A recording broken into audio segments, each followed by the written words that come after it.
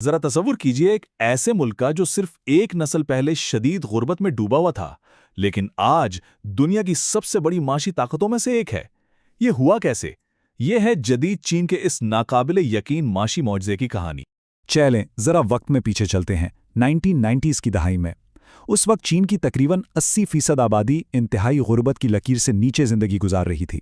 یہ ایک ایسی حقیقت ہے جس کا آج کی دنیا میں تصور کرنا بھی مشکل لگتا ہے۔ اور اب ذرا تیزی سے آج کے دور میں آ جائیں۔ صرف 30 سال کے اندر یہ تعداد گل کر تقریباً 0 ہو گئی ہے۔ یہ انسانی تاریخ میں غربت کے خاتمے کی سب سے تیز اور سب سے بڑی مثالوں میں سے ایک ہے، ایک ایسی تبدیلی جس کی کوئی مثال نہیں ملتی۔ تو سوال یہ پیدا ہوتا ہے کہ آخر یہ سب ہوا کیسے؟ وہ کون سے فیصلے تھے، کون سی پالیسیاں تھیں جنہوں نے یہ سب ممکن بنایا؟ اور ہاں، اس کی کیا قیمت چکانی پڑی؟ اس تجزیے میں ہم انہی سوالات کے جوابات ڈھونڈنے کی کوشش کریں گے۔ اس پوری تبدیلی کے مرکز میں ایک شخص تھا، ڈینگ شاؤپنگ۔ ماؤ زے تنگ کے بعد ان کے حصے میں ایک ایسا چین آیا جو معاشی طور پر بالکل تباہ حال اور دنیا سے کٹا ہوا تھا۔ ڈینگ نے فیصلہ کیا کہ وہ ایک بہت ہی جرأت مندانہ بلکہ ایک انقلابی راستہ اپنائیں گے۔ ڈینگ کا بنیادی فلسفہ سننے میں تھوڑا عجیب لگتا ہے۔ انہوں نے اسے نام دیا چینی خصوصیات کے ساتھ سوشلزم۔ اس کا مطلب یہ تھا کہ کمیونسٹ پارٹی کا کنٹرول تو برقرار رہے گا، لیکن معیشت میں مارکیٹ کی قوتوں یعنی کیپٹلزم کو بھی شامل کیا جائے گا۔ یہ منصوبہ دراصل ایک بنیادی تضاد پر کھڑا تھا۔ جیسا کہ یہاں نظر آ رہا ہے، ایک طرف سوشلسٹ راستے پر قائم رہنا تھا، یعنی کمیونسٹ پارٹی کا مکمل کنٹرول، اور دوسری طرف مارکیٹ کیپٹلزم کی کھلی آزادی۔ اسی نازک توازن نے چین کے مستقبل کا راستہ طے کرنا تھا۔ تو عملی طور پر یہ منصوبہ کیسا تھا؟ اس کے 3 بڑے قدم تھے۔ سب سے پہلے 4 جدیدیتیں جن کا ہدف تھا زراعت، صنعت، دفاع اور سائنس اور ٹیکنالوجی کو جدید بنانا۔ پھر شینزن جیسے خصوصی اقتصادی زونز بنائے گئے جو غیر ملکی سرمایہ کاری اور ٹیکنالوجی کے لیے ایک مقناطیس کی طرح تھے۔ اور سب سے اہم، دیہات میں زمین واپس کسانوں کو دے دی گئی، جس سے زرعی پیداوار میں حیران کن طور پر 60% کا اضافہ ہوا۔ لیکن جیسے جیسے معیشت کھل رہی تھی، ایک نیا ٹکراؤ جنم لے رہا تھا۔ معاشی امید نے سیاسی اصلاحات کی خواہش کو جگایا اور یہیں سے پارٹی کی سرخ لکیریں واضح ہونا شروع ہو گئیں۔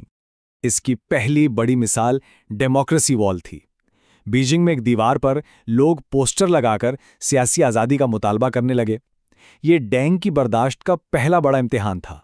وائے ینگ شنگ نامی ایک کارکن نے 5ویں جدیدیت کے نام سے ایک مضمون لکھا جس میں صاف صاف کہا گیا کہ معاشی ترقی کے ساتھ ساتھ جمہوریت بھی اتنی ہی ضروری ہے۔ اس نے اس تحریک کو ایک آواز دے دی۔ پارٹی کا جواب بالکل صاف اور سخت تھا۔ وائی جنگشنگ اور دوسرے کارکنوں کو گرفتار کر لیا گیا، اور پھر ڈنگ نے 4 بنیادی اصول پیش کیے جن کا سب سے اہم نقطہ یہ تھا: کمیونسٹ پارٹی کی قیادت پر کوئی سمجھوتا نہیں ہو سکتا۔ معاشی اصلاحات ٹھیک ہیں، لیکن سیاسی کنٹرول حتمی ہے۔ یہ کشیدگی 1989 میں اپنے عروج پر پہنچی۔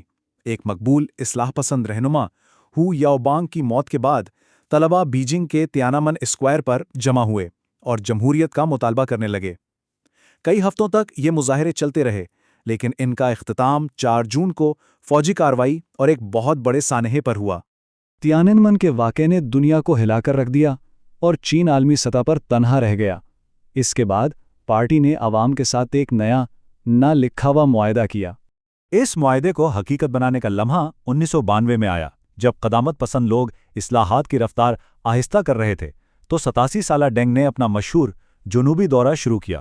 انہوں نے واضح پیغام دیا کہ معاشی اصلاحات کو ہر قیمت پر آگے بڑھنا ہے۔ اس دورے کے نتائج حیران کن تھے۔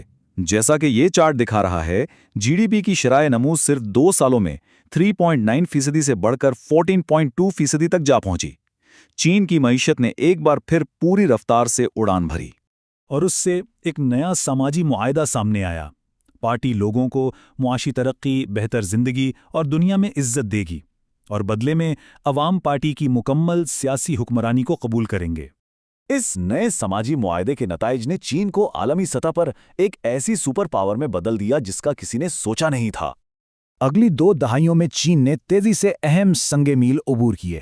1997 میں ہانگ کانگ کی واپسی ہوئی، 2001 میں چین ورلڈ ٹریڈ آرگنائزیشن کا حصہ بنا، 2008 میں شاندار اولمپکس کی میزبانی کی، اور 2009 تک وہ جاپان کو پیچھے چھوڑ کر دنیا کی دوسری سب سے بڑی معیشت بن چکا تھا۔ لیکن اس شاندار ترقی کی ایک دوسری کہانی بھی ہے۔ یہ معجزہ ایک قیمت پر آیا جس کا جائزہ لینا بہت ضروری ہے۔ یہ سلائیڈ اس معجزے کی قیمت کو واضح کرتی ہے۔